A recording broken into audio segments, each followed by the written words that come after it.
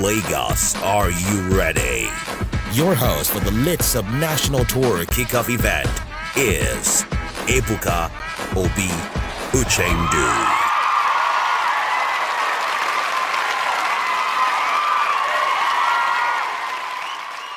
Good evening, ladies and gentlemen. There was a fake applause there, but let's try and get a real one from you guys. Come on. I know my beard is gone, so there's a little shock.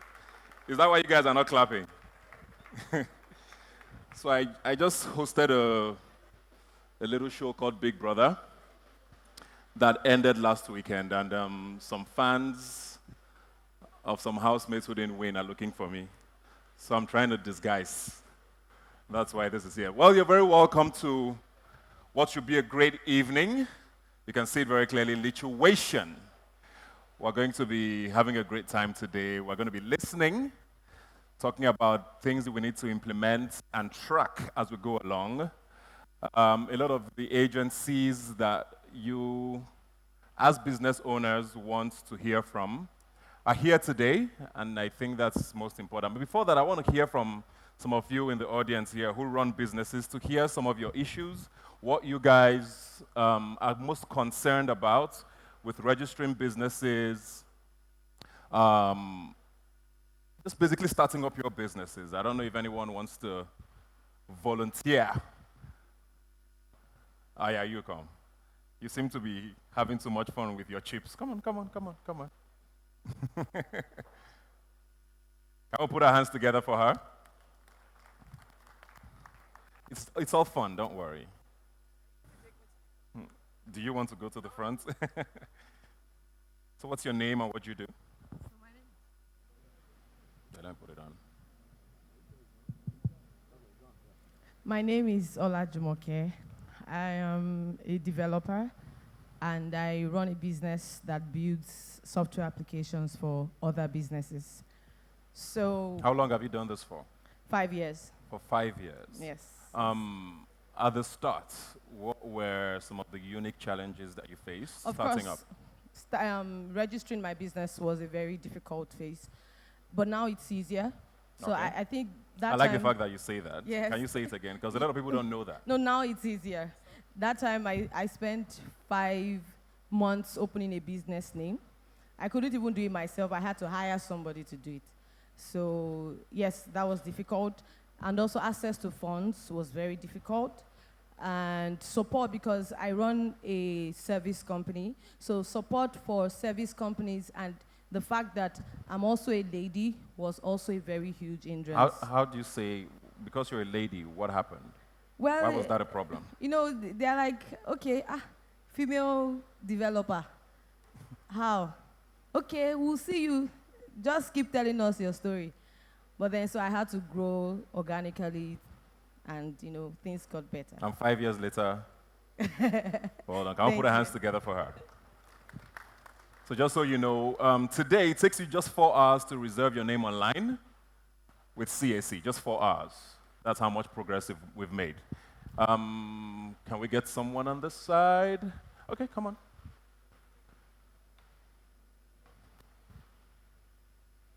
I'm going to give her a small round of applause. I know we're just getting the ginger started.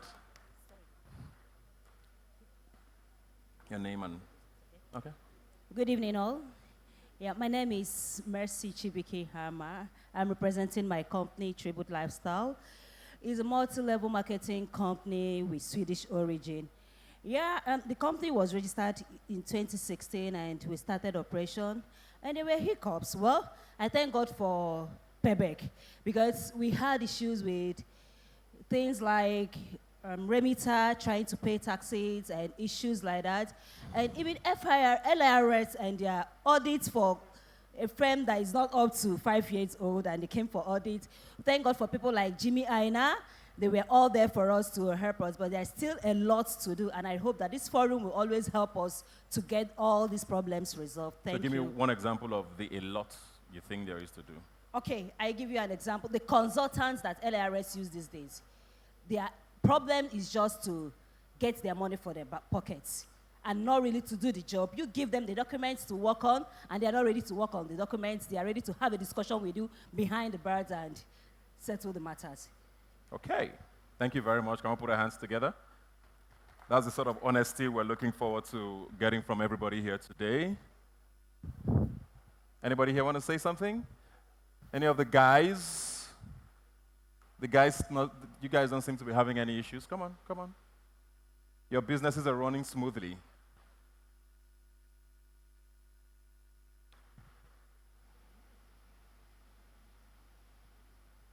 Thank you. Just your name and your business. My name is Sean Bankole. I run. Please speak up. Okay. I run 3-Chord Prints. We deal with textile materials. All we do is we help you with how to refine the materials from ordinary materials to if it is tie and dye, adire, or any other kind of material you want. But we are doing it on a low scale. So because if you want to do it on a large scale, you need high-powered machines and all that. And presently we have some of our competitors, the Asians. So it's not very easy competing with them at the moment. So sourcing for funds is a big issue. Okay. So if you want to compete at that level, then So that's more a private sector issue with regards to loans and access to loan. They won't actually give you, like, if you're doing anything with Bank of Industry, they're not going to give you this actual cash, and going through a lot of processes. It's really crazy. How long have you tried for? I tried 2 years ago, and we had to go through this fashion fund thing. Said we go through fashion fund, and fashion fund didn't really help at all. Okay. So sourcing for funds from maybe family and friends and all, it's not very forthcoming. Talking about the figures, when you start talking about such huge figures, most of them have to step back. So you have to go back to the drawing board. Thank you very much. Can we put our hands together for him? Thank you. You wanted to say something? My name is Adeni Raolushola Elizabeth. We've been in business for 10 years now. I don't think they can hear you. I am the CEO for Solis Food and Beverage. We are into food production, agricultural products. What kind of products in particular? We are into bakery for the last 10 years. We do mass production. Then we run supermarkets. Then we are currently into production of gari. It's a line. We're running it for export. The gari is targeting export. So the challenge I can say I'm facing currently is with the AGSMSs, the CBN fund. I'm supposed to be one of the beneficiaries for the first time the initiative went program, the very first set of the people. I was called by my bank, I did everything. Then the bank told me I should be expecting the money. I was called that it has been approved. So along the line, I waited for almost a year. I didn't get the money, so I followed up. I went to CBN. On getting there, I discovered that my number was unable to be traced. My name was not there, so nothing to trace me. So after front and back, I was told to get another form. I got another form. I did another interview, and I've been following up to date. I've not heard anything from them. So I see this as an opportunity to speak of my mind. But Lagos State is doing fine. 3 years ago, we are beneficiary of LSCTF. We are like 4 months down to the line. It was a good one, 5%. Tell us, well, you can put your hands together. I can see some NSCTF people. That scheme is very, very important. I'd like you to just explain a little further to people here how you were able to apply and access the funds from them. I've done series of training. I think one of the criteria is training with capacity training. So Lagos Business School is doing wonderful thing. I'm a beneficiary of WomenX. So WomenX trained us. So from there, we got the link for the LSCTF. I was part of the first set of people to benefit from the LSCTF too. And this AGSMS too is through this EDC program in Lagos Business School. And I processed it. It was approved, but it has not been disbursed to date. Okay, slowly but surely. Thank you very much. Thought I saw a hand up at the back there.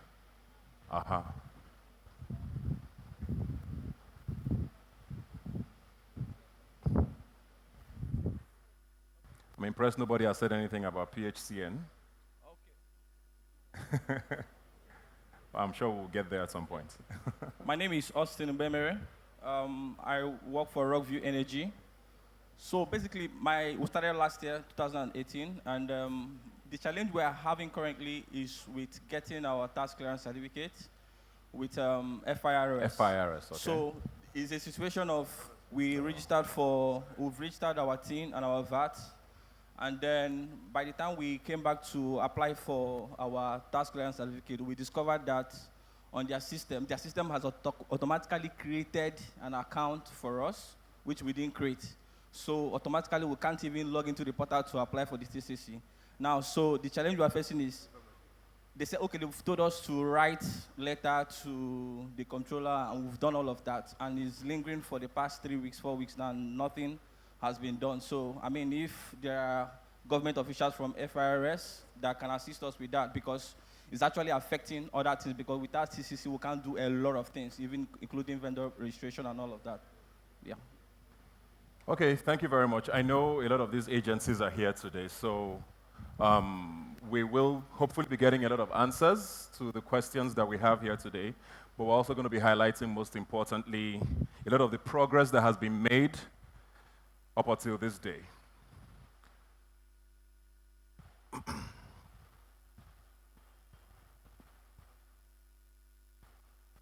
Ladies and gentlemen, we have with us His Excellency, the Executive Governor of Lagos State.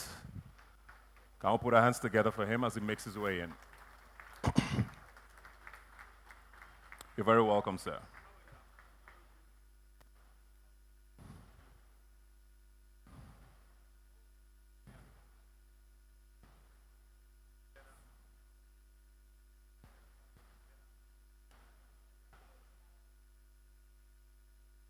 All right, ladies and gentlemen, can we please remain standing as we sing the national anthem?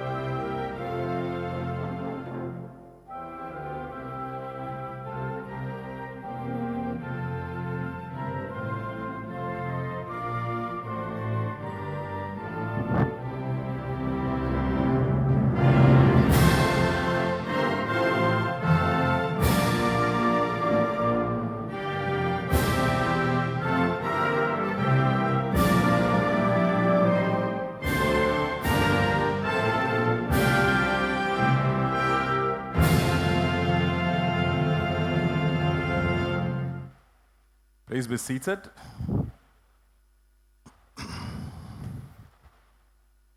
Once again, you're welcome to the Business Made Easy Lituation, kicking off of the Subnational Tour. We are here to celebrate all of the great things that PEBEC is doing with regards to making sure that as entrepreneurs, especially young business owners, all of our issues, all of our problems are sorted, and that we are making progress. And there's a lot of progress that's been made already. I'm sure a lot of you have this little pamphlet to go through to see all of the great things that PEBEC has done with regards to making sure that as business owners, things are a lot easier than they were before this committee was set up. We're also going to be looking at Lagos State in particular. I know a lot of you have questions for the executive governor here today. I have some questions, but we'll be getting to that at some point later this evening. So much to talk about, but for everyone here today, I know we're very tech and social media savvy, so just to run by our social media handles and hashtags here today, so that as we enjoy this event this evening, we also share with the rest of the world. Very important that you understand what's happening here today. So the handle to tweet, Instagram, Business Made Easy NG. That's our handle, at Business Made Easy NG. Then our hashtags, BME Lituation, BME Lituation, also ease of doing business, and hashtag Business Made Easy. That's on Facebook, Twitter, and on Instagram. Tonight is a celebration of enterprise. I assure you we're going to be getting to know a little more about what we need. Like I said, we have a lot of the agencies here that affect our businesses, NAFDAC, all of those organizations, the tax guys, there's a lot of them. We like to think they're not our friends, but we'll find out, all of the plans that they have for us and why, like we heard in the back there, we have some issues and how we plan on solving them. But before we go on, I'm going to be calling on someone who's very important to us this evening to give us a goodwill message. She is a special assistant to the Vice President, I believe, on ease of doing business. Ladies and gentlemen, please put your hands together for Dr. Jumoke Oduwole.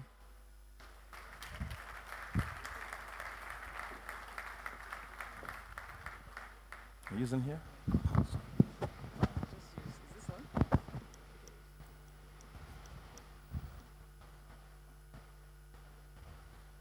Ebuka.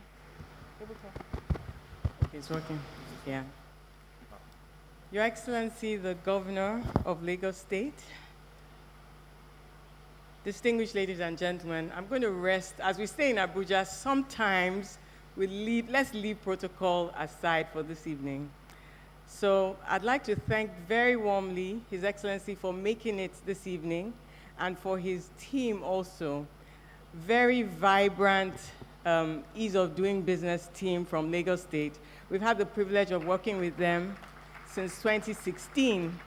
And I can tell you without stealing any speech thunder that Lagos State is, if you look at rankings, 78%, 72% of Nigeria's rankings is on what happens in Lagos State.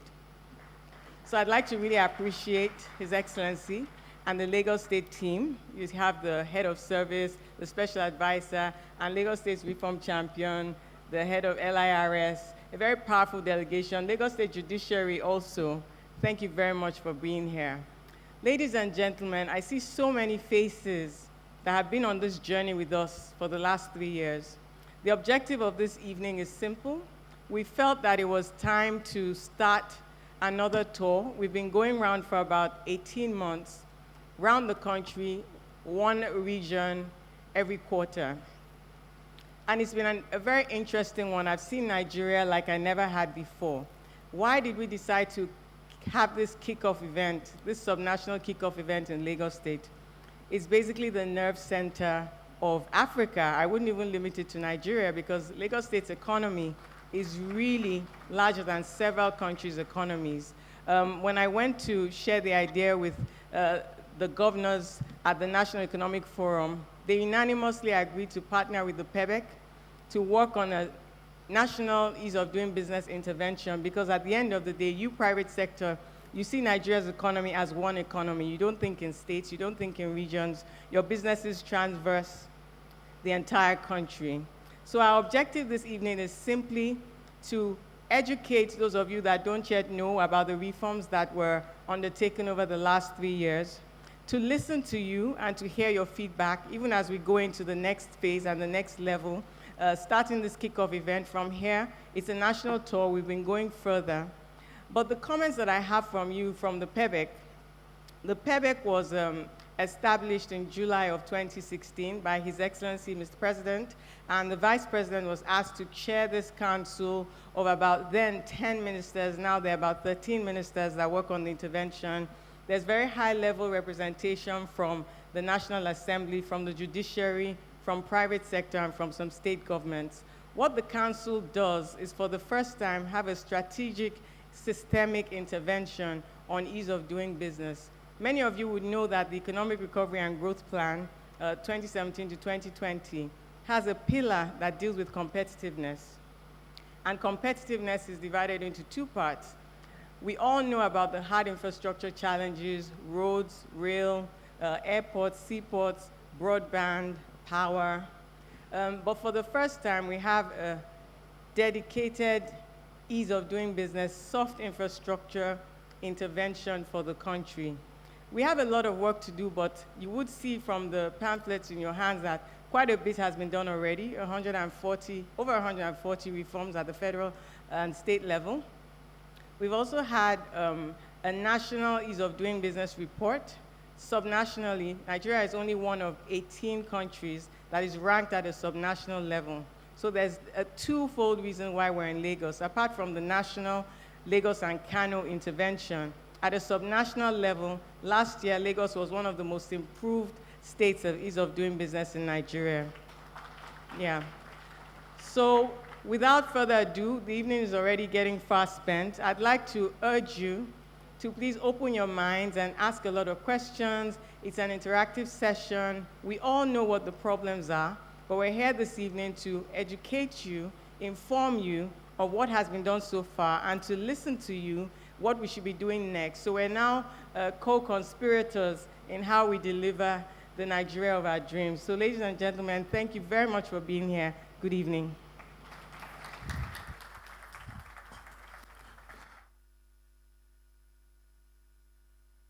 I think she deserves a bigger round of applause than that. Can we put our hands together? Thank you very much, Special Advisor to the President on ease of doing business. Very, very, very important work you're doing, and we are going to be looking at a lot of her work today. And like I said earlier, we have a lot of agencies here to answer your questions. We have the Corporate Affairs Commission here. I have questions for them. The Nigerian Shippers Council, Standards Organization of Nigeria, I'm sure some of you have questions for them. The Lagos Internal Revenue Service, our very good friends. Nigeria Customs Service, they're here. Federal Inland Revenue Service, FIRS, also our very good friends. NAFDAC is also here. The Lagos State Building Control Agency, for all you landlords, they're here. The Lagos State Physical Planning Permit Authority is also here, as well as the Lagos State Lands Bureau. So if you have any questions with regards to any of these agencies, just start thinking about the sort of things that are bugging you and all the answers that you will be requiring today. But let's take a look at the journey so far for PEBEC before getting here today.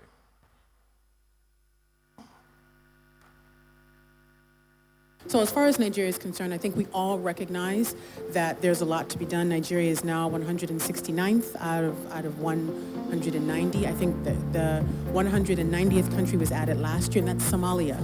So, there's a lot to be done for Nigeria to move up in the rankings. In the sub-Saharan Africa context, Nigeria is 37 out of 48.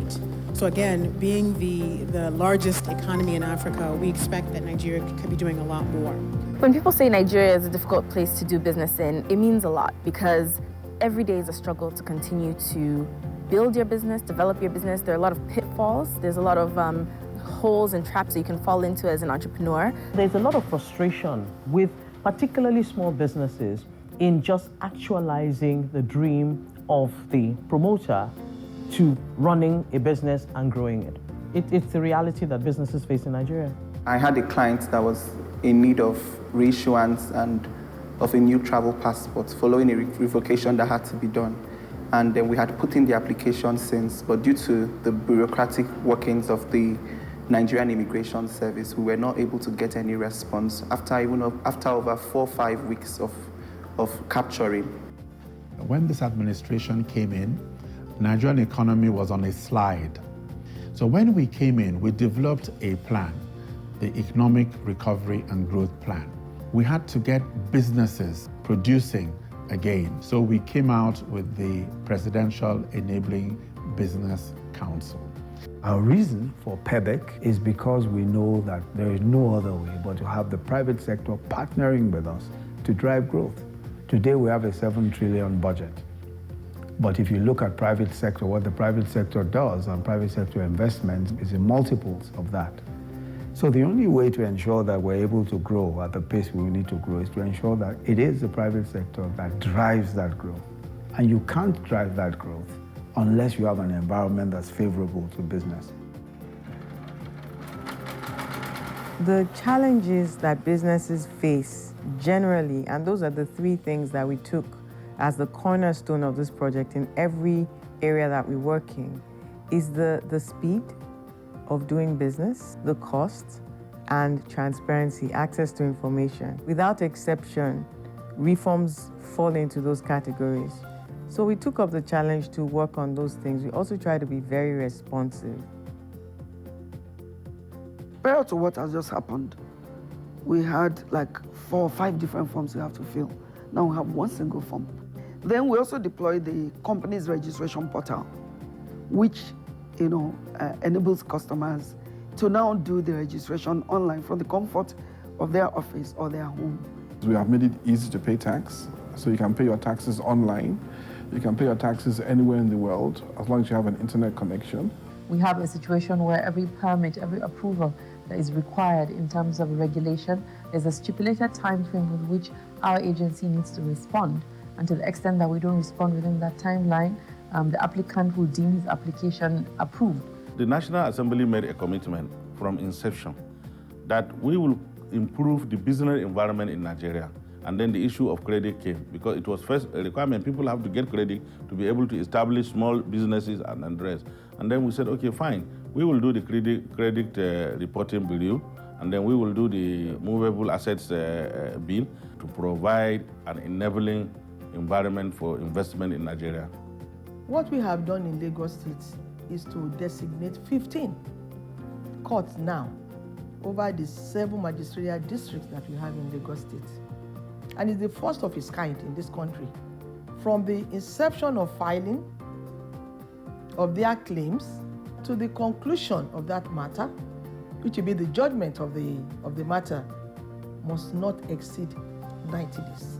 This will encourage more business activities.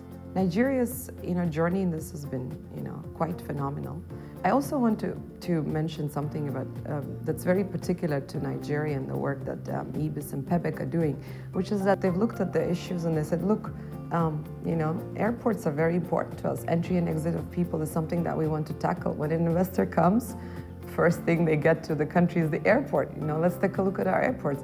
And I really, really think it was such a great idea. Unlike before, you apply for visa, it stays for 1 month, 2 months, nobody replies. Now we have mandated our office that you need to respond within 48 hours. This is easing the business. By October 2017, when the results came out on the 31st of October, we moved up 24 points. We were one of the 10 most reformed economies in the world in 2017. We became number 6 in the world in areas of getting credit. Now, what this does is that it makes you realize that with a systemic approach, focusing on impact, you get results. I think it's one of the most significant strides in terms of the economy we've had in this administration. One, it shows that there is hope in terms of the efforts we've been putting so far. And secondly, it means things are actually working. Investors like the direction in which government is going.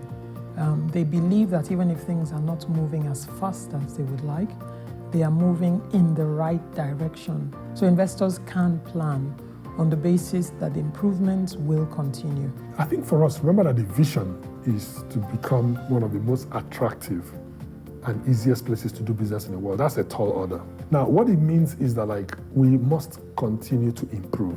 It's a journey of continuous improvement. In conclusion, the prosperity and happiness of our nation depends on us, you and I who are here. We, the public servants. Every time we say, come back next week to someone for something we can do today, we postpone the prosperity of one person, but in reality we postpone the prosperity of so many who would have earned something from that business. I want to urge us to go forward. Let's go forward together as public servants to prove that an African nation, a nation such as ourselves, can be better, not just bigger, but better than any nation, greater than any nation anywhere in the world. Thank you very much.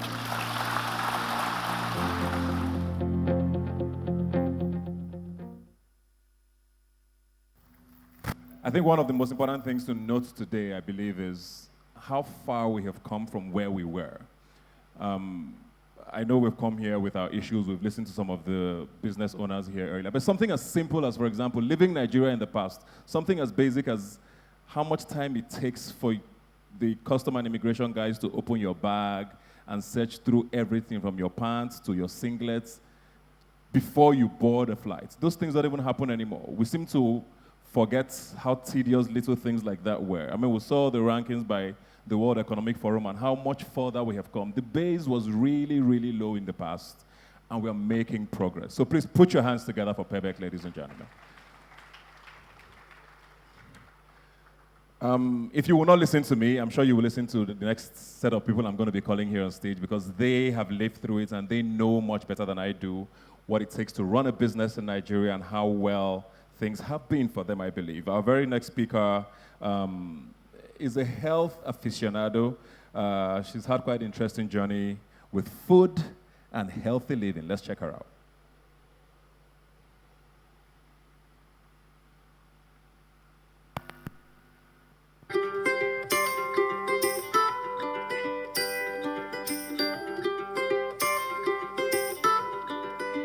All my life I've been trying to lose weight. And the option people always give you is you need to eat a salad and drink a juice.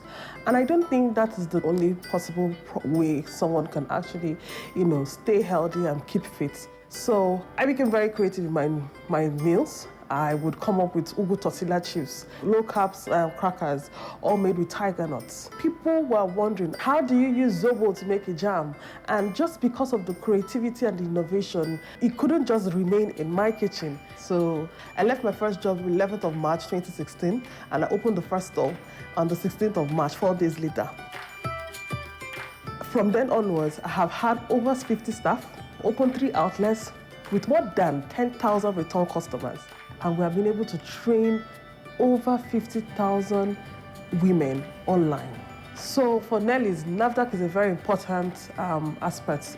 Over the past 1 year, I have seen a lot of changes. We go to make applications and it is easier, and we have products coming out much faster so that we can be able to have them in stores and increase our revenue, so that way we can employ more hands. So for me, the biggest reward of being an entrepreneur in Nigeria is the impact that I have created. People send us messages and say to us, Nelly, I have been on your meal plan and have seen a lot of significant difference in my life. So these are the kind of things that keeps us going and makes us know that, wow, that one day everything will all turn out right, because we believe in the country, Nigeria.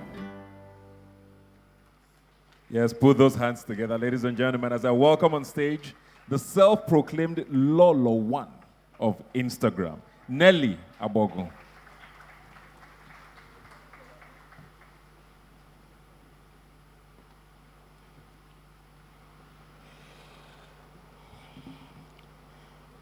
Good evening. So today, I want to share a little bit of my story, because I'm not your typical healthy food vendor, and all my life, I have always been the kind of person everybody always, tries to look up to and say, oh no, you shouldn't do this, you shouldn't do that. In 2013, I realized that my son could only eat gluten-free products. We were importing this product and it was getting too much. My husband said, why don't you do something? Go to YouTube, you're always on Instagram. Go somewhere, check how you can do these things at home. And I started. I went on YouTube and I checked how to make, a cake or a banana bread or something.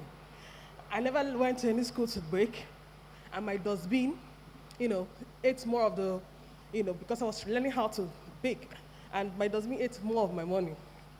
In 2016, I opened my first store after I have worked for 1 year in the house, being a mom and everything. I opened my first store in 2016, and in 2017, after it was a particular event that happened, and I can never forget that day. It was on May 7th. We had NAFDAC come to our store. I was on my way to meet my son's therapist. So I had to drive back. My staff told me NAFDAC was around. So I share a very small store with someone in Ikeja. They had already closed down the store, and they were coming to, Lekki. And getting to Lekki, they shut us down. And I was just, I've not even celebrated 1 year in business. And then they told me to come back on Monday. I went to Apapa on Monday. And before you know it, I was put in Lalabon police station what was my offense? My offense was I created a product that people did not know about. I created Ugu tortilla chips. I had, what's the name? I had coconut oil in my store. And the coconut oil is cold pressed. It's not the normal one people see that is normal with, that is brown. My own was white.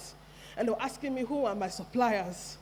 The day they came to my store, you would think that EFCC, I must have done something because they were searching the toilet, searching everywhere. And it was really a scary time.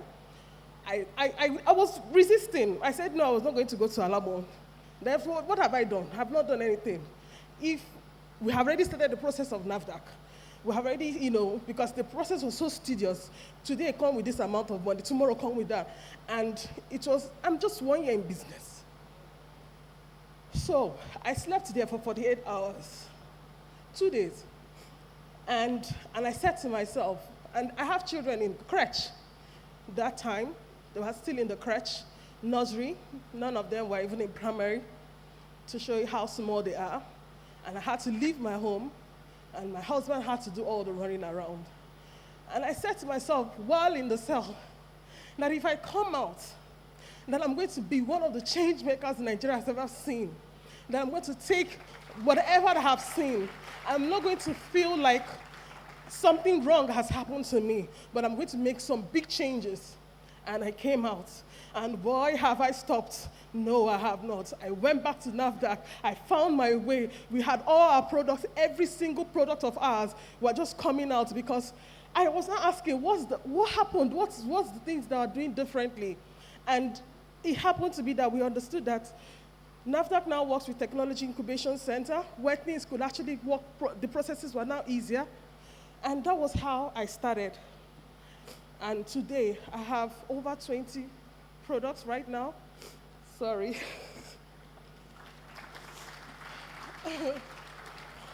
And not only that, I started educating people, educating women, that we can do better than what we already have seen. So many of them have issues. I will create online trainings, and I'll tell you, you can actually go and do this way. This is what I have done, and this is how I've done it. Today, we are creating online fairs, physical fairs, where I'm helping all businesses who are scared to come out from their homes because of what FIRS would do or what NAFDAC would do because of what they have seen. And I'm telling them, no, you can come out and you can be someone tomorrow. And look at me here, my story, and I'm standing here in front of all of you guys, and I'm talking because of what my past has not been me. I have changed, and I've helped a lot of people. We recently hosted a fair called NBC Trade Fair where we helped over 90 women, and we made over 100 million in 1 day. And that was, yes, when we call one of the biggest fairs in Nigeria. And all this was because of people could now pay for their, CAC, because it's very compulsory for you to have your CAC before you join the fair. We had over 3,000 people who told me that they actually registered within 24 hours. Like, everybody is now bringing out their things, and things are working. Thank you so much for what you guys are doing. Every single thing that you're doing, you do not know how it's touching us. Every single small business owner who came out here because of me today, because of you know my story, we are moving. I told you guys, we are the first. Thank God that the federal government is seeing us. Thank God for PEBEC. Thank God for all the things that you guys are doing. Thank you so much. This is my story, and I hope it inspires someone.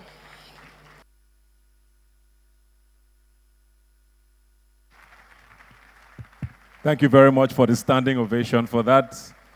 She definitely does deserve it. Can we give her another round of applause, please? Like I said, that's the sort of honesty and strong critique that we want to hear today. And of course, she gave a very inspiring story there, of course, most importantly, of how she has turned around and done things better. But I want to ask a question. How many people here, by show of hands, have ever heard of this before? How many here have heard of this before? I don't think it's up to 5% in the hall. Please, Jumoke, please come. I want you to help us explain what's and how important reportgov.ng is. I think there's a bit of it's a bit of a bias to ask me to. I'm very proud of Report Gov, not just because of what it is, but the story behind it. So we decided we needed a feedback mechanism for complaints and for compliments for the agencies that are doing work, or PEBEC agencies. And because my team had a lot of young people, they told me there's something called a hackathon, and we had to have a hackathon. And a hackathon is when you get techpreneurs in a room. And I know there are a lot of techpreneurs here today. So we had 60 techpreneurs, and Della hosted us in 2018. And the winning competition, the winning product is reportgov.ng. Now, it's now an app. You can download it. It's a portal. You can go onto it. We have about 20 agencies on it. We made sure that the back end, and some of the agencies are here today, the back end of the app is robust. We got a 72-hour approval from the Federal Executive Council to make sure that there's a 72-hour timeline for federal agencies to respond to complaints on this app. So please download it now and use it and tell everybody this is a proudly Nigerian reportgov.ng. Thank you. Thank you very much. Very, very, very important app, because I asked that because I was hearing about it for the first time today and I was absolutely shocked. You can download the app now, actually, and just see for yourself what we're talking about. Over 20 agencies there. If you have an issue, you report on the app and you get a response in less than 3 days. I think that's pretty genius. Thank you very much. Your hands together for PEBEC, ladies and gentlemen. Thank you very much for all you do. We'll have another speaker who's an amazing farmer, I believe, has spent a lot of his time in farming. Let's see all the great things he does.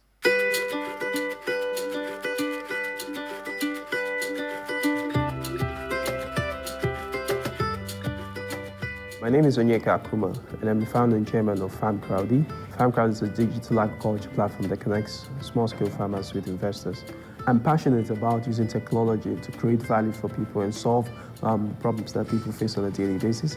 I felt that in applying technology to getting people to connect with these farmers, provide the access to funding, technical knowledge, and market access for them to sell what it is they produce, will allow you to boost food security in the country, will allow you to make sure that our children do not go hungry in the future. And we've gone about that using technology. We're excited about connecting over 25,000 farmers that we've worked with in the last 3 years. That should grow to close to 100,000 within the next couple of months. We're excited about cultivating over 16,000 acres of farmland and producing the food that Nigerians are eating today.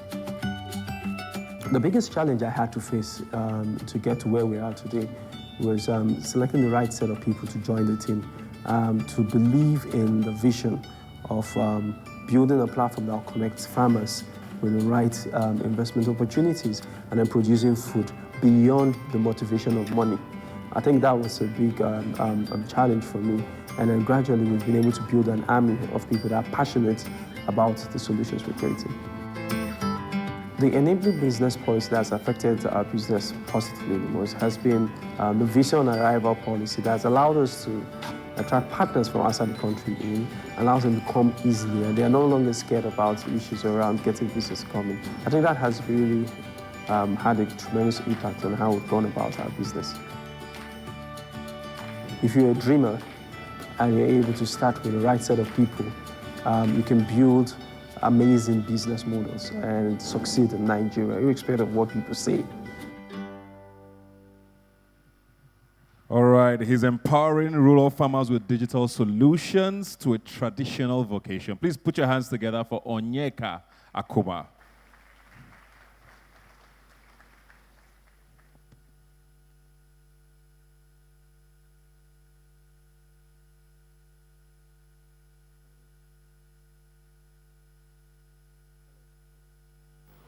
Hello, okay. Good evening, ladies and gentlemen. His Excellency, Governor Babajide Sanwo-Olu, thank you very much for honoring us this evening with your presence here. Thank you, Dr. Jumoke, for inviting me. All dignitaries that are here, thank you for inviting us, and thank you for having us talk about our businesses. Now, I told Nelly that I had a speech, but I think it's better off telling a story than giving a speech. I'm going to run through some of the main points that I have in my speech to talk about, but maybe I talk first about some of the very interesting things that have happened with us in Farmcrowdy leading up to today. It's interesting that people call me a farmer now. I tell people that I started off as a programmer, as a software engineer. I went to school here in Lagos. I graduated and I started working with a couple of organizations in the country, most of them, if not all of them, out of Lagos. So whether it's Jumia that started, it started in Lagos. Whether it's Wakano that started, it started in Lagos. Whether it's Konga that started, it started in Lagos. Or even Travel Better that started, it started in Lagos. And all of these organizations, in joining them, whether as staff number one or as a founding partner, I've been able to build with my team amazing businesses out of them. But more importantly has been the ability to dream and dream big. And that was what led us, including myself and a couple of people in my team, to build what is now known as Farmcrowdy. And Farmcrowdy has allowed us to connect small-scale farmers with investors to boost food production in the country. How we've gone about that is we've built a mobile app that will allow everyone in the room or any person out there to download that app and then start becoming farmers without actually being on the farm. The talent pool that has allowed us to build that app are 15 developers that sit with us in our Lagos office. It creates that application, whether it's the application to engage the farmers, or it's the application to get you to invest in the farmers, or it's the application to help us sell what the farmers have produced, allowing us to cultivate over 2.5 million chickens that we've raised in the last 3 years, or cultivated over 16,000 acres of farmland across the country from our base in Lagos. We're quite excited about the fact that beyond raising capital on our platform, we've significant capital, if I must say, over 5 billion naira that has come through our platform to connect these farmers. We have seen the lives of the farmers change positively out of our base in Lagos. Case in point, you have an average farmer that tells you that before Farmcrowdy came to the scene, I had a pen of 20,000 birds, but I couldn't cultivate more than 2,000 birds per season, and I was about to close shop and look for another job, a white-collar job. And then Farmcrowdy comes into the picture, and this farmer is able to now raise the capital to work on the farm, the technical knowledge to improve the yield from the farm, and market access to sell what they've produced on the farm. One of those people that was pretty much in the interview that happened before this session, he moved from 2,000 birds to 20,000 birds in 6 months. And that farmer, thank you, and that farmer now sees the birds he's able to cultivate being sold in the ShopRites, being sold in the Mr. Biggs for many of us to eat from. This is the story of over 70,000 farmers that we've engaged in 3 years. 25,000 of them that have already received sponsorship from us to do the work on the farm, but 70,000 of them that are now in our pool, ready to work on the farms that we are ready to, that we're pushing across the country. However, having said all of this, a lot of things have happened over the last 2 years and 11 months. It will be 3 years in November. That has allowed us to get to a point where we can continue to sustain our business. One of it is the reform on visa on arrival, like I said in the video. It has allowed us to draw talent. It has allowed us to draw partnerships. It has allowed people to apply for visas. Even as recent as last week, somebody came to our organization, and because she needed to get a visa, she's not a Nigerian, she was able to go through the process with visa on arrival and got into our office in less than 72 hours after she started the process. That is a testament of one of the reforms that we are benefiting from. The second thing is that when investors are coming into the country, it's a lot easier for them to now place their point on the map to find where the organization is across the country. So CAC registration is not just allowing people to register online easily, but it's also making them discoverable online. And that has been beneficial to us and to all the businesses we've built. Even more importantly is the tax reforms we get from being an agribusiness platform. That allows us to continue to keep our capex, to continue to grow our business as a whole. And those are very, very encouraging things. And maybe I'll sit on those three as some of the best things we've had. But more importantly has been this administration's effort to tell people to move away from oil to other sectors. It has allowed us to push the gospel of Farmcrowdy a lot more easier. So when the government is telling people everyone should be a farmer, everyone should sponsor a farm, not sponsor a farm, but everyone should get into the farm. It becomes easier for us to say, you can now get into that farm, sponsoring our platform without actually getting the farm. So you keep your day job, let us get the farmers to do the work for you. That has been very encouraging in diversifying the economy, and we're benefiting from that. But having said that, there are still some challenges. And in some of the challenges that we've had, one of it has been one that I've experienced firsthand. On a particular afternoon, I was driving home from work. My office to my house is 7 minutes. I was driving home from work that day, and 3 minutes into my drive, it was an afternoon by 1, so I wanted to go and have lunch and then get back to the office. 3 minutes from the office, I got stopped by some men on the road. I was driving in my car, and they told me to come out of the car, and they wanted to search. I was pretty much dressed like this. I think I look like a farmer. Some people even say I look like His Excellency. I don't know if that's true, sir. Okay, somebody is saying yes. So I was dressed like this, and they told me to come out of the vehicle, and they said to me that they wanted to go through all of my details. They wanted to go through they wanted me to put on my laptop. They wanted me to bring out my mobile phone. They wanted me to call my office and identify somebody on the other line to verify my identity as an individual. So when they brought out my mobile phone, they were going through my pictures. They saw the picture of His Excellency, the Vice President, when he visited my office earlier on in the year. And they're like, oh, okay, you took a picture with His Excellency. I said, yes, he came to my office. That was when they were interested in what you do, and they started closing my things. And I told them, oh, this is what I do, and this is what I do, Farmcrowdy. Okay, tell us something else you've done in the past. I said, okay, I was the first Nigerian that joined Jumia and launched Jumia. I recently launched Travel Better. They said, Travel Better. Luckily, there was a billboard of Travel Better there. I'm like, oh, Travel Better. Yes, it's Travel Better. So sorry about it. We have to go about looking out for people like you. And they wrapped up that conversation in 15 minutes, and they left. What was sad about that is that 1 month after that incident, 2 of my staff were stopped by similar law enforcing agencies.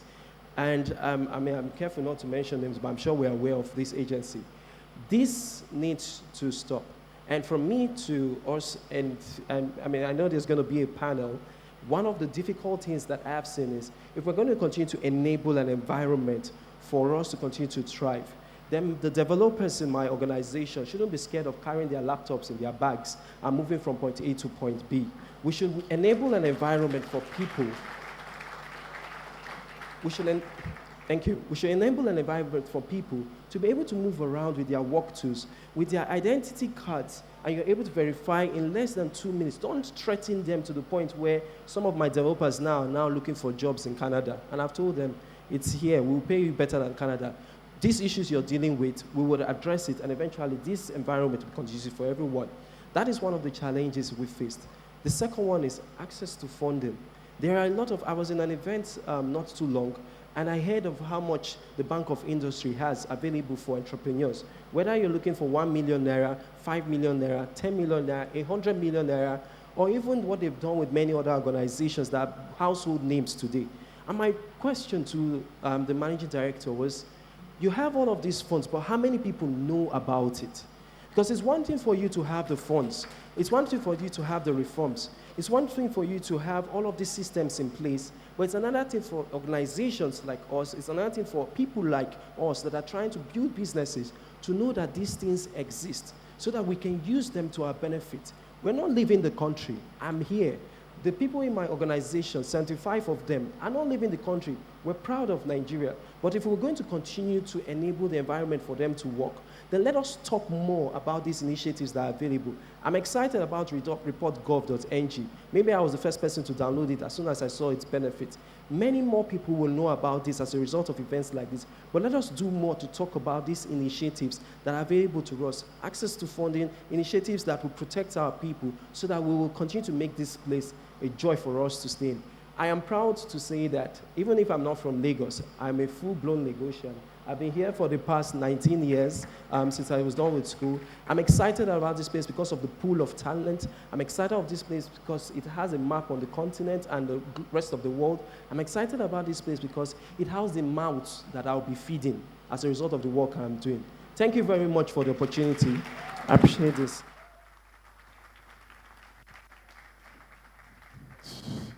Can we please put our hands together for him? Very, very well spoken. Very, very well spoken. And I'm sure a lot of us can relate to the story he told about being stopped by security operatives. Is the Nigerian police here? Who said how? Well, they're a government agency, aren't they? Is the Nigerian police here? SARS? By any chance? Because they are working hard on the streets. Okay. We'll move on now to our next speaker. She's someone who has done pretty amazing things in the medical sector in this country and is providing very unique services tailored to plug a very obvious gap in this nation. Let's take a look. When I was in medical school, my sister came to Nigeria on holiday. She got very critically ill and we tried to move her from one area to a more suitable area for her care quite rapidly, and we couldn't find an air ambulance, and we ended up losing her.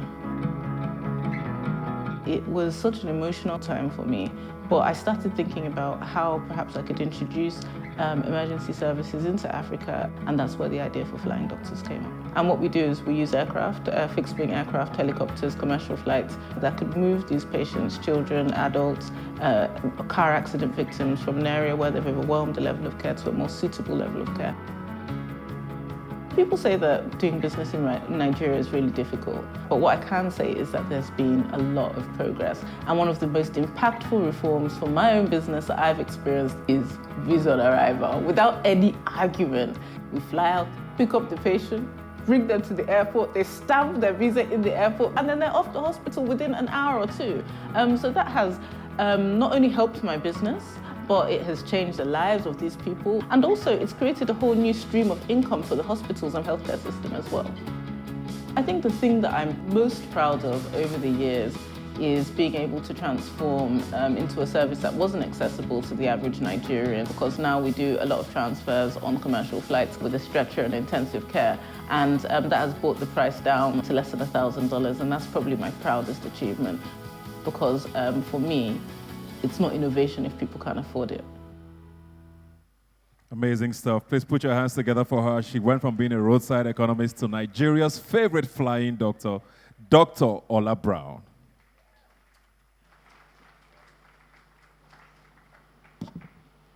Thank you and good evening. We've all heard about the various challenges that make business in Nigeria difficult, such as infrastructure, access to finance, high inflation, and the limited opportunities for young people due to the levels of education and training they receive. And also, as a doctor of medicine and a student of economics and finance, I can't shy away from the relationship between healthcare and economic growth. And the low levels of investment in healthcare have adversely affected economic growth in Nigeria. All this said, I do feel that we have to acknowledge our successes as well. Now, the ease of doing business rankings by the World Bank are the global standard that measures how easy it is to do business in a particular country. And obviously, they're the result of rigorous analysis by some of the best policymakers in the world. But I don't necessarily think that they tell the whole story.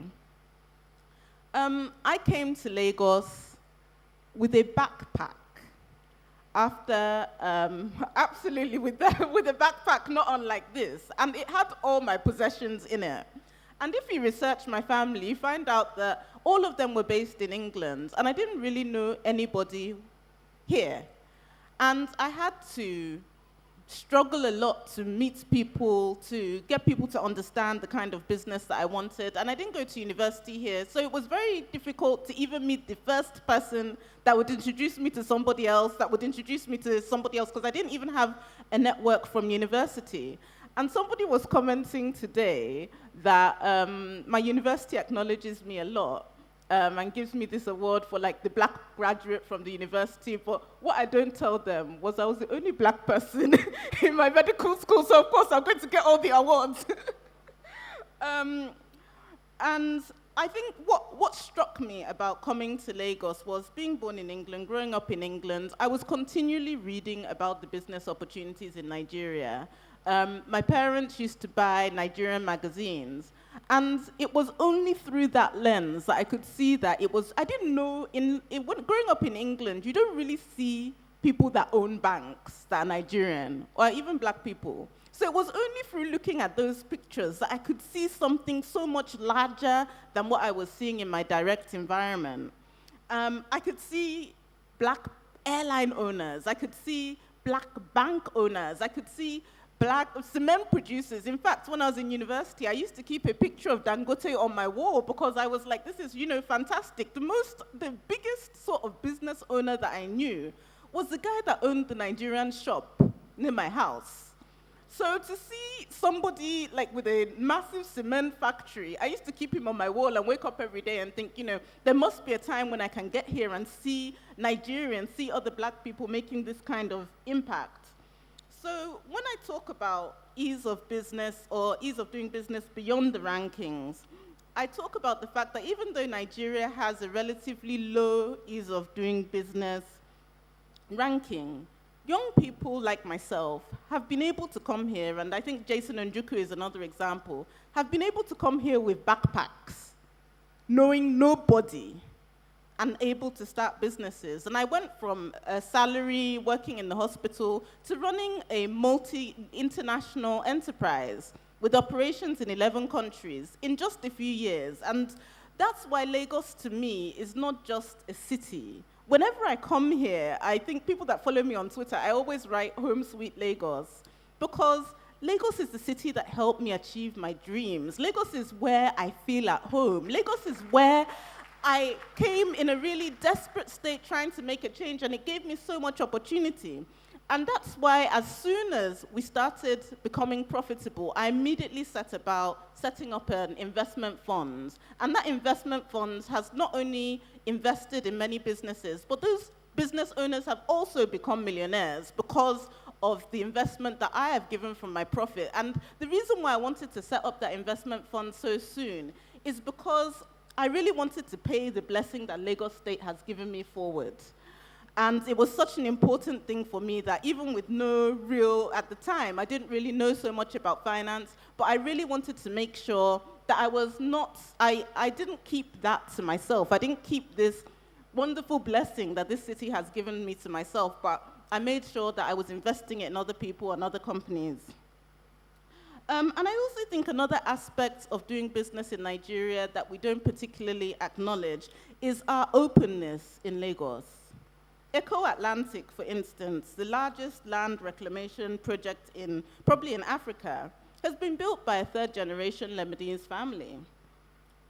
The Chinese manufacturing firms, the large Indian family businesses that thrive in Lagos, it means people come here. Not just Nigerians that look like me, but people come internationally and they're able to set up factories here and they're able to do well. Living in Ikeja, I've seen these Chinese firms that come in, not knowing anybody, maybe only speaking a bit of English, but they're able to thrive in this country. And I think that that's amazing. And that's a story that we don't tell. That is Nigeria beyond the rankings. I also, one point that I wanted to make about the ease of doing business rankings is that Nigerians don't have it so easy doing business in even some of the countries that have very high rankings. So you don't really see so many Nigerian billionaires in Sweden or Japan, but you see a lot of immigrants able to come here and really, really thrive. And I think that we should start telling those stories more, because I really think that we're not in control of that narrative. And if we can control that narrative and tell those stories of success, then we'll be able to attract more investment. Now, for my personal challenges in my entrepreneurial journey, they actually haven't been government-related. I think the biggest challenges have been me-related, and culturally as well. So, as I was growing up, my parents, and I'm sure all of our parents, they want you to be a doctor, study engineering, study accounting. So coming into the Nigerian context and starting a business was actually quite difficult because I didn't know very much about business. I didn't know what I needed to do to get a loan from the bank. I thought that medicine and clinical practice prepared me for all of the challenges. And I'll give you an example of what was my biggest challenge, which wasn't government related at all. I once transferred a patient to the UK for treatment, and the patient ended up not paying their bill. And I ended up being sanctioned because of it. And that wasn't a problem with my medical skills. It was a problem with my business skills. And I was fully reinstated after the sanction, but that painful period taught me that being skilled at the technical work of your profession is completely different from being skilled at the business of your profession. And if you look at it, the first air ambulance service in the world was started by a pastor, not a doctor or a pilot. Dangote is not a chemical structural limestone engineer or some kind of scientist that knows about the science of creating cement. He's an entrepreneur. And I think that if we can start to adjust our entrepreneurial culture alongside our professional skills, that would make business a lot easier for us. I am a doctor, but most people now know me more for economics and finance and investment, and I spend a lot of time working in our investment funds. And I've learned that the most important skills of business are probably the soft skills, not technical skills that you can hire. Another cultural issue I've learned from my experience in investing is trust. Now, I've always believed that the biggest problem in business in Nigeria is access to finance, and I think that's still partly true. But there's also a problem of trust. We've invested in companies, and a lot of them have been very good companies that you recognize, such as Paystack, Big Cabal Media, that have been really, really good founders, and we've been able to invest and get success. But there have also been people that have spent the money recklessly. In fact, there have been funds that they've invested in somebody, and the person has used that money to relocate to Germany and take a master's. So I've spoken about the challenges of doing business in Nigeria, but I've also spoken about the importance of sharing our success stories. We need to change the narrative about business in Nigeria and look at some of the nuances, perhaps beyond the rankings, and some of the stories beyond the rankings, and look at some of the issues around our entrepreneurial culture, and look at some of the issues around trust, integrity, the kind of things that government can't really fix for us in the private sector as well. I'm going to finish with a story about ease of doing business in Nigeria, the reform that has impacted me. And I spoke about it in my video. For me, visa on arrival has changed the way my business runs forever. Flying doctors, like every air ambulance service in the world, is focused on moving patients from an area where they've overwhelmed the level of care to a more current level of, a more suitable level of care. And every year, there's this kind of pilgrimage that goes to the mountains in Chad to look at some prehistoric thing that I haven't properly researched, but they do a lot of mountain climbing in Chad, and there are always accidents. So can you imagine trying to move an American or a European into Nigeria, into a Nigerian hospital? You'd have to move them to the center of Chad first, wait 2 days for a visa there, while the patient is critical before you could get them into Nigeria. And now we can fly directly there and bring them straight into Lagos. They get their visa on arrival when they get to Lagos, and we can take them to hospital. And I'll tell you what that does. Each of those patients are intensive care patients. They spend around $50,000. Each patient, each foreign admission from a foreign insurance company. So you can imagine if we're bringing 1,000 to 5,000 of those patients every year into Lagos. It doesn't just help my business. The visa services are making money because now they're making money from just charging for each visa. The hospitals are making money. The doctors can be paid better salaries. Even sometimes the relatives have to fly with them. They'll stay in hotels in Lagos. So it's a really huge boost to the whole economy. I'm really excited and optimistic about business prospects for the future.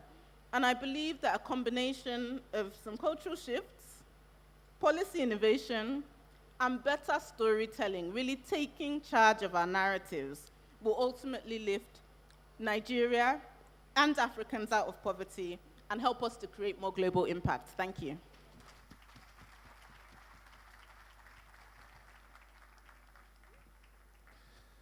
I think it's very, very important that she told the story of the ripple effects of doing business here. Can we put our hands together for her once again? Thank you very much. Like I said, they are the ones who know their onions. I'm just here to speak. And once again, we know that there are problems, but it's very important that we identify that there's some success stories happening, not just from the three of them, but from a lot of us here in the audience, which is why we're here today. At this juncture, I'm going to be welcoming back on stage the Special Assistant to the President, Special Advisor to the President on the ease of doing business. Please welcome once again Dr. Jumoke Oduwole.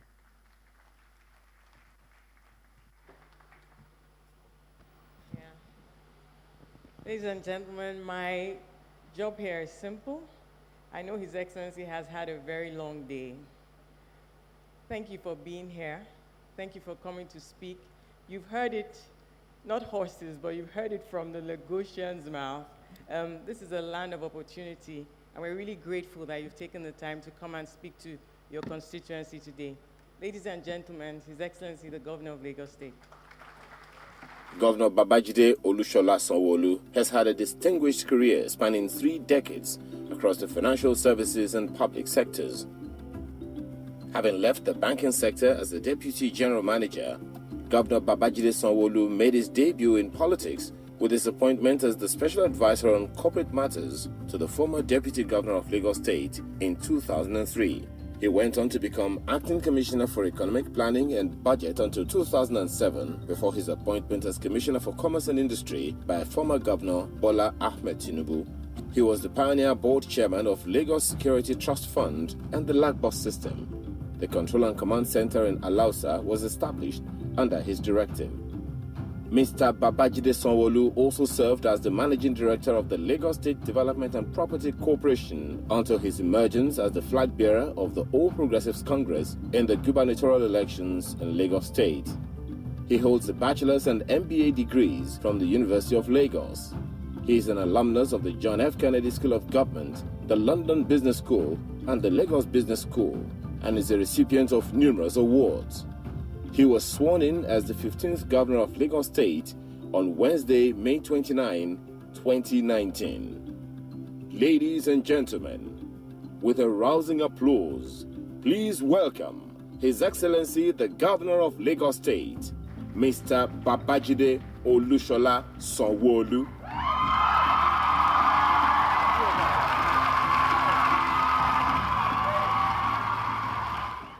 Thank you very much.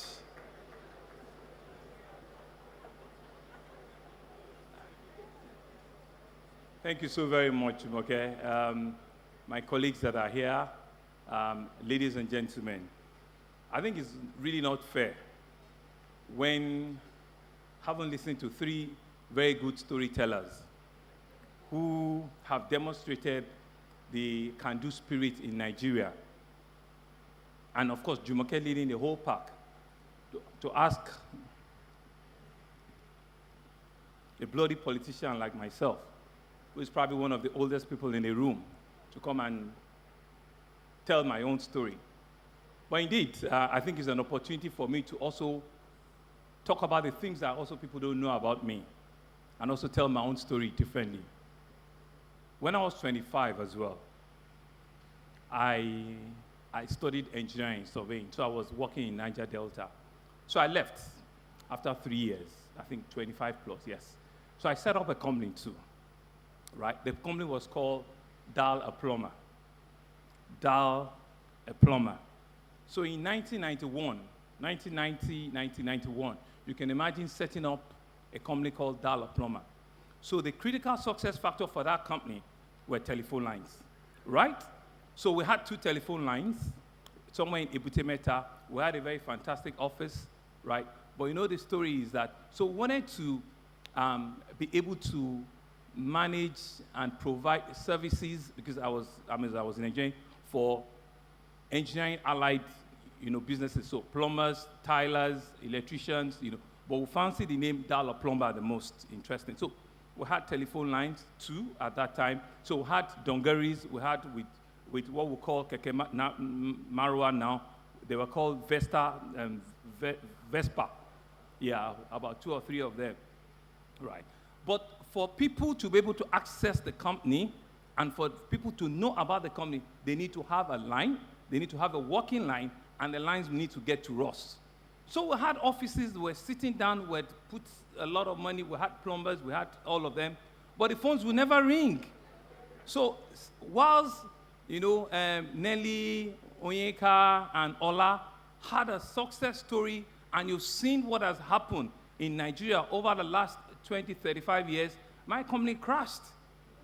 Yeah, because the critical success of it, we didn't have telephone lines. Not only 1999, 2000, when GSM came, and we had telephone lines. But I know a lot of people too are doing similar businesses now. You can actually now call a plumber. You see everywhere by the corners, if you need a painter, they write their telephone numbers there. If you need a tiler, you see you have their telephone numbers, at one corner shop or by the side of a road. So it goes to show that as Nigerians, we've always been innovative. We've always, even as young people, and if I can talk about myself, as young people 30, 35 years ago, we've always had that entrepreneurial spirit in us. But the environment in itself has also not helped us to gravitate to where we are now. So I want to commend and congratulate Nelly, I want to congratulate Onyeka, I want to congratulate Ola. You are in an environment and you are in a life, you are in a session where things appear to be a lot better than what it was 30 or 25 years ago. But I'll move forward. Thank you. And I'll tell you another story. So in 2007, I was appointed the Honorable Commissioner for Establishment, Training, and Pension. So now it's a completely different game. I had been in civil service, I had been in public service rather, about 4 years before then, because I came in, like I said, in 2003. So I've been special advisors and all of that in 2 other ministries, economic planning and budget, and commerce and industry. So when I got to Establishment, Training, and Pension, which was meant to be like the main civil service ministry for the entire service of Lagos State, it didn't take a long time for me to realize that we needed to do what we call a complete reform of the civil service. So I called a consulting firm, Mrs. PricewaterhouseCoopers. So we set up a joint project team called Project Wheel. Project Wheel had about 80 public servants and had about 30 consultants from Pricewaterhouse. And they were with us for about a year. 10 months or thereabout. So we had a project called Project Wheel that ran. At the end of that exercise led to we setting up an office at that time in 2009, office of one-stop shop, meaning that we wanted people who would either to get to Alausa and go different ways. So you want to get a land, you go to this place, you go to this place, or even get to a ministry, you really don't know what department to go to. So we said that there must be an office where when you come, you must be sufficiently knowledgeable enough to be able to tell people what exactly the issues are, what the problems are, and you can take up the responsibility to make sure that they get all their problems solved with that one-stop shop. So one-stop shop today is what has transformed today with what we call Office of Innovation and Transformation. And I've seen some of them here and my colleagues that are doing a great job. That is the office that has now taken what Jumoke said to us, that has helped to transform the ease of doing business in the Nigerian, as it were, ranking from where we were before and where we are today. And of course, all of the reforms we've had in the judiciary, and we still have the Office of Transformation and Ease of Doing Business. So thank you so very much, gentlemen. But you see, I haven't thanked you. Listening to all of the issues coming out from the 3 dynamic young Nigerians that are doing great things. I stand here in front of you as your governor now. But I can tell you, an hour and a half ago, I wasn't dressed like this. This evening alone, I've arrested about 22 Okada riders. This evening, between the hours of 5:30 and 6 o'clock. That was why I couldn't come in here at 6 o'clock, right at Akongbon. In my pool of vehicles today, we arrested over 22 Okada. Doing what? Facing the one way. This evening. Thank you very much. So that's why I couldn't come in early, and I was in jeans and t-shirts, and we've been to other parts of the state doing the same thing today. Of course, there was some information that went viral yesterday and said that the governor was taking one way. And of course, the newspapers in their, they wrote rightly, alleged, they thought. The information needs to be put properly. Since I became the governor of the state about 140 days ago, I've never driven in a siren vehicle. My whole team, they know that we don't use siren. I've never gone on one way. And as much as possible, we extend courtesies to other road users. We do not jump the traffic light. They know that. And I'm saying that whatever is the issues or problem they are going with, I also need to face it. Because why am I the governor? I'm meant to solve your problem. I'm meant to be able to ease traffic for you.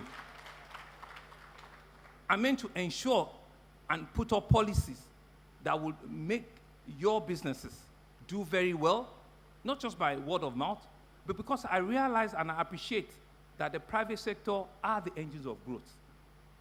85% of that GDP that is attributed to the GDP of Lagos is driven by the private sector. So I know where the numbers are.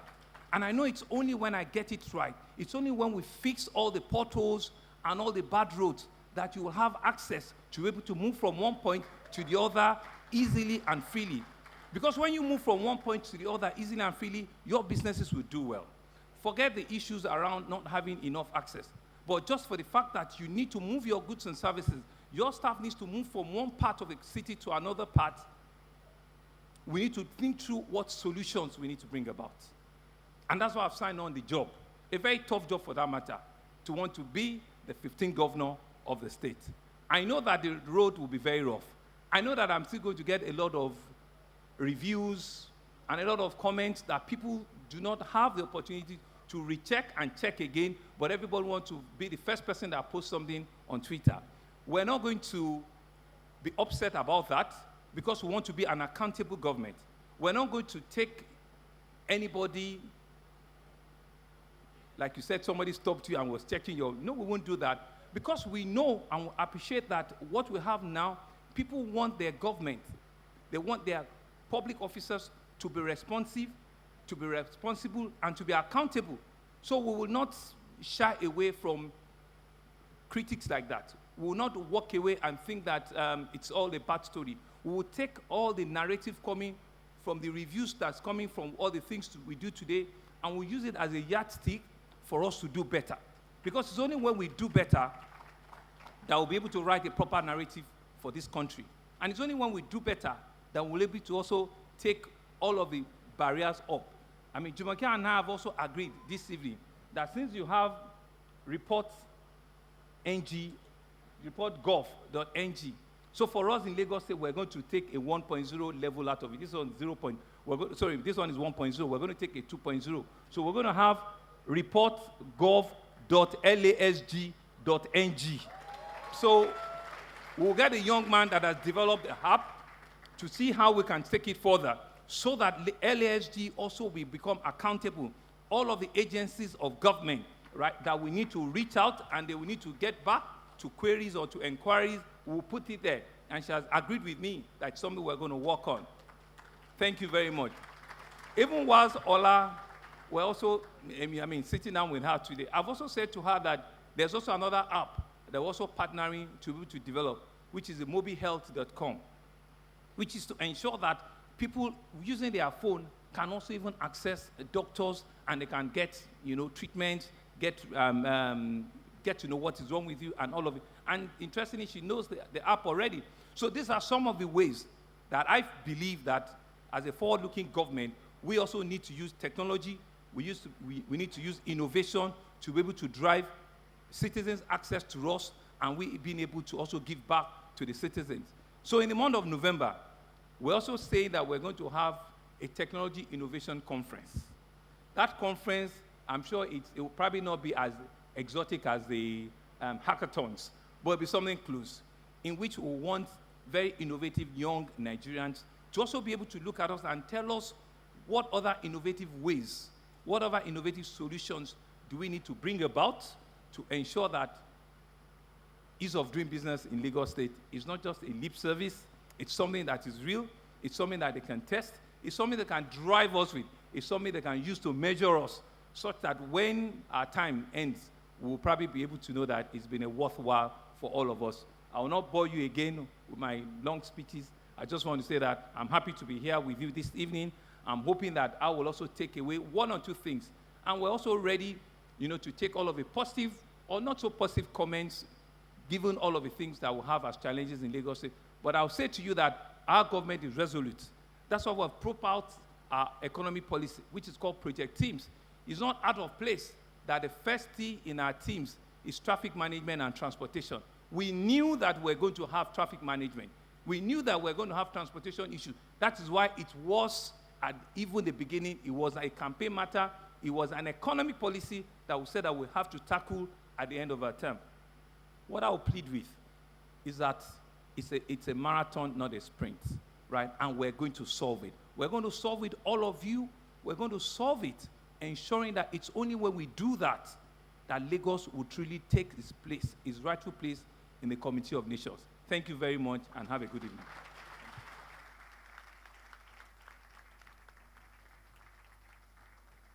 I think His Excellency deserves a bigger round of applause than that. Thank you very much for the reassurances. But I'd like to call His Excellency, because I know we do have a few questions from the audience, so if you don't mind. And I'd also like to call on the Special Advisor to the President on ease of doing business. Yes. Yeah, you here. So we'll just do a quick question and answer session with the both of you.